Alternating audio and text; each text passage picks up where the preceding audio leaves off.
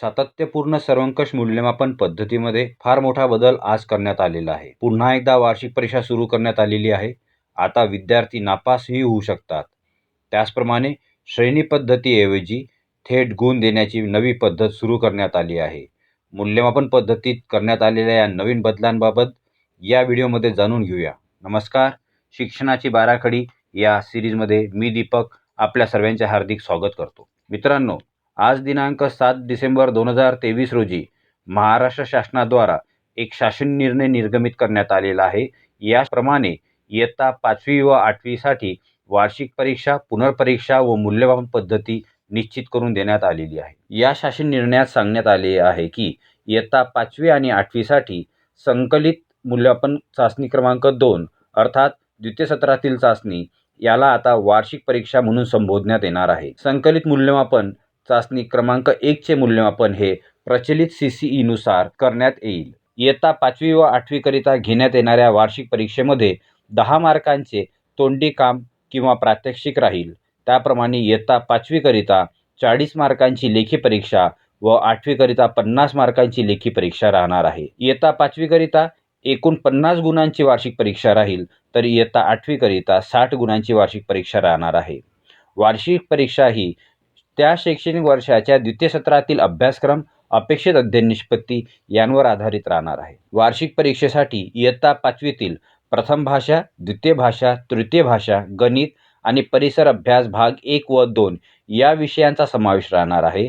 त्याचप्रमाणे इयत्ता 8वी करिता प्रथम भाषा, द्वितीय भाषा, तृतीय भाषा, गणित, विज्ञान व सामाजिक शास्त्रे या विषयांचा समावेश वार्षिक परीक्षेमध्ये करण्यात येणार आहे. कला, कार्यानुभव, आरोग्य व शारीरिक शिक्षण या विषयांसाठी सध्या प्रचलित असणाऱ्या CCE प्रमाणे आकारित मूल्यमापन करण्यात येणार आहे. कला, कार्यानुभव, आरोग्य व शारीरिक शिक्षण या विषयांचा वार्षिक परीक्षेमध्ये समावेश करण्यात आलेला नाही. इयत्ता 5वी व 8वीसाठी वार्षिक परीक्षेचे आयोजन हे द्वितीय सत्राच्या अखेरीस साधारणतः एप्रिल महिन्याच्या दुसऱ्या आठवड्यात शाळा स्तरावर करण्यात येणार आहे. त्याचप्रमाणे सत्रा अखेरीस या वार्षिक परीक्षांचा निकाल जाहीर करायचा आहे. इयत्ता 5वी व 8वीमध्ये उत्तीर्ण होण्याकरिताचे निकष याप्रमाणे राहतील. इयत्ता 5वी करिता प्रत्येक विषयात किमान 18 गुण, तर इयत्ता 8वी करिता प्रत्येक विषयात किमान 21 गुण प्राप्त करणे आवश्यक राहील. गुणपत्रिकेवर आतापर्यंत आपण श्रेणी देत होतो, त्याऐवजी इयत्ता 5वी आणि 8वीच्या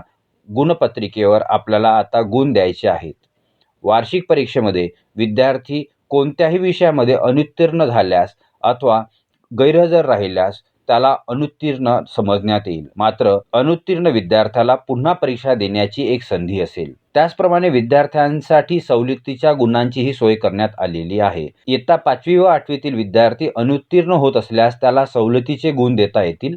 सवलतीच्या गुणांचे निकष आपण पुढे पाहणार आहोत. अनुत्तीर्ण झालेल्या विद्यार्थ्यांची पुनर्परीक्षा घ्यायची आहे. पुनर्परीक्षा घेण्यापूर्वी त्या विद्यार्थ्यांना अतिरिक्त पूरक मार्गदर्शन द्यायचं आहे. पुनर्परीक्षा ही केवळ इयत्ता 5वी व 8वीच्या वार्षिक परीक्षेत अनुत्तीर्ण ठरलेल्या विद्यार्थ्यांसाठी घेण्यात येणार आहे. ज्या विषयामध्ये विद्यार्थी अनुत्तीर्ण झालेला असेल अशा विषयांसाठी पुनर्परीक्षा घेण्यात येईल.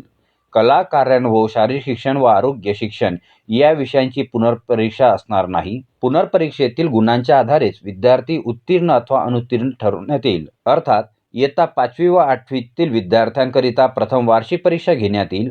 वार्षिक परीक्षेमध्ये अनुत्तीर्ण झालेल्या विद्यार्थ्यांना पूरक मार्गदर्शन देण्यात येईल. पूरक मार्गदर्शनानंतर त्यांची पुनर्परीक्षा घेण्यात येईल आणि पुनर्परीक्षेत सुद्धा ह्या विद्यार्थ्यांना किमान गुण प्राप्त न झाल्यास त्या विद्यार्थ्यांना अनुत्तीर्ण म्हणून जाहीर करण्यात येईल. पुनर्परीक्षेमध्ये विषयनिहाय भारांश आणि किमान गुणांची अट ही वार्षिक परीक्षेप्रमाणेच आहे. पुनर्परीक्षेचा अभ्यासक्रम हा सुद्धा वार्षिक परीक्षेप्रमाणेच कायम राहील. एखादा विद्यार्थी जो वार्षिक परीक्षेमध्ये उत्तीर्ण झाला आहे त्या विद्यार्थ्याला गुण सुधारण्यासाठी पुनर्परीक्षेची व्यवस्था असणार नाही. विदर्भ वगळता जूनच्या पहिल्या आठवड्यात पुनर्परीक्षा घेण्यात येईल, तर विदर्भामध्ये जूनच्या दुसऱ्या आठवड्यात पुनर्परीक्षा घेण्यात येतील. पुनर्परीक्षेतही विद्यार्थी एक किंवा एकापेक्षा जास्त विषयात अनुत्तीर्ण होत असल्यास त्याला त्याच वर्गात ठेवण्यात येणार आहे. अर्थात ही बाब केवळ इयत्ता 5वी आणि इयत्ता 8वी करिता लागू राहणार आहे. पुनर्परीक्षा घेण्याबाबतची आवश्यक ती पूर्वतयारी केंद्रप्रमुख व शाळा मुख्याध्यापक यांनी समन्वयाने केंद्र स्तरावर अथवा शाळा स्तरावर करायची आहे. इयत्ता 5वी करिता पुनर्परीक्षेसाठी प्रविष्ट झालेल्या प्रत्येक विषयासाठी किमान 18 गुण प्राप्त करणे अनिवार्य राहणार आहे. तसेच इयत्ता 8वी साठी किमान 21 गुण प्राप्त करणे आवश्यक असणार आहे. ज्याप्रमाणे सवलतीच्या गुणांची सूट वार्षिक परीक्षेत देण्यात आलेली आहे, त्याचप्रमाणे ती पुनर्परीक्षेत सुद्धा देय राहणार आहे. आता आपण सवलतीच्या गुणांचे निकष पाहणार आहोत. वार्षिक परीक्षा अथवा पुनर्परीक्षेमध्ये विद्यार्थी अनुत्तीर्ण होत असल्यास त्यांना सवलतीचे गुण देता येतील. एका विद्यार्थ्याला जास्तीत जास्त 10 सवलतीचे गुण देता येतील आणि हे 10 सवलतीचे गुण एकूण 3 विषयांमध्ये विभाजित करता येतील. हे करत असताना एका विषयामध्ये अधिकाधिक 5 गुण देता येणार आहेत. सवलतीचे गुण देऊन विद्यार्थी उत्तीर्ण होत असेल तरच सवलतीचे गुण देता येतील, अन्यथा त्याला सवलतीचे गुण देण्यात येणार नाही. RTEतील एक महत्त्वाचे प्रावधान आहे की वयानुसार समकक्ष वर्गात प्रवेश देण्यात येतो. मात्र इयत्ता 5वी व इयत्ता 8वी करिता वार्षिक परीक्षा सुरू करण्यात आल्यानंतर या प्रावधानामध्ये महत्त्वपूर्ण बदल करण्यात येत आहे. आता इयत्ता 5वी पर्यंत विद्यार्थ्यांना वयानुसार समकक्ष वर्गात प्रवेश देण्यात येईल. मात्र इयत्ता 6वी ते 8वी करिता वयानुसार प्रवेश द्यायचा असेल तर विद्यार्थ्याला प्रथम इयत्ता 5वीची वार्षिक परीक्षा उत्तीर्ण होणे बंधनकारक राहणार आहे. एका उदाहरणाने ही बाब समजून घेऊया. एखादा विद्यार्थी आहे ज्याचे वय 13 वर्ष आहे. त्याला आतापर्यंत आपण इयत्ता 7वी मध्ये थेट प्रवेश देत होतो. आता मात्र त्या विद्यार्थ्याची आपण इयत्ता 5वीच्या वार्षिक परीक्षेच्या समकक्ष पद्धतीने परीक्षा घेऊ. या परीक्षेमध्ये तो विद्यार्थी उत्तीर्ण झाल्यास त्याला त्याच्या वयानुसार इयत्ता 7वी मध्ये प्रवेश देण्यात येईल. जर हा विद्यार्थी अनुत्तीर्ण झाला तर त्याला थेट 7वी मध्ये प्रवेश मिळणार नाही, तर त्याला इयत्ता 5वी मध्ये प्रवेश देण्यात येईल. इयत्ता 6वी ते 8वीच्या वर्गात वयानुसार प्रवेश घेऊ इच्छिणाऱ्या विद्यार्थ्यांना इयत्ता 5वीच्या वार्षिक परीक्षेच्या समांतर प्रश्नपत्रिका अथवा परीक्षा पास होणे शाळा स्तरावर आवश्यक असेल. या शासन निर्णयामध्ये सूचना देण्यात आलेल्या आहेत की इयत्ता 5वी किंवा 8वी मध्ये एखादा विद्यार्थी अनुत्तीर्ण झाला म्हणून त्याला शाळेतून काढून टाकता येणार नाही.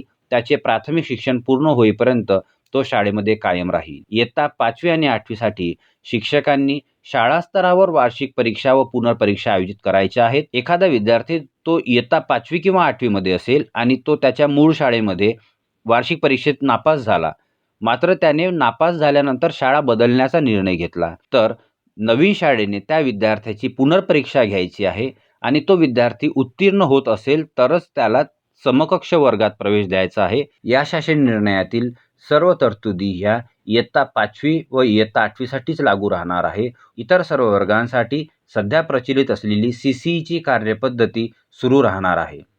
हा शासन निर्णय या शैक्षणिक वर्ष 2023-24 पासून लागू राहणार आहे. या शासन निर्णयामध्ये पुढे परिशिष्टामध्ये आपल्याला गुणपत्रकाचा नमुना देण्यात आलेला आहे. गुणपत्रकाचा हा नमुना केवळ इयत्ता 5वी व इयत्ता 8वी साठी देण्यात आलेला आहे. यामध्ये प्रथम भाषा, द्वितीय भाषा, तृतीय भाषा, गणित, परिसर अभ्यास या विषयांकरिता श्रेणी न लिहिता त्यांना वार्षिक परीक्षेमध्ये प्राप्त झालेले गुण या ठिकाणी लिहायचे आहेत आणि पुढे शेऱ्यामध्ये उत्तीर्ण अथवा अनुत्तीर्ण या पद्धतीने आपल्याला स्पष्ट उल्लेख करायचा आहे. कला, कार्यानुभव, आरोग्य व शारीरिक शिक्षण या विषयांकरिता मात्र प्रचलित पद्धतीप्रमाणे श्रेणी लिहायची आहे. मित्रांनो, CCEमध्ये इयत्ता 5वी व 8वी करिता करण्यात आलेला हा बदल सर्व शिक्षक बंधू भगिनींपर्यंत प्रसारित करण्यासाठी आपण या व्हिडिओला शेअर करू शकता.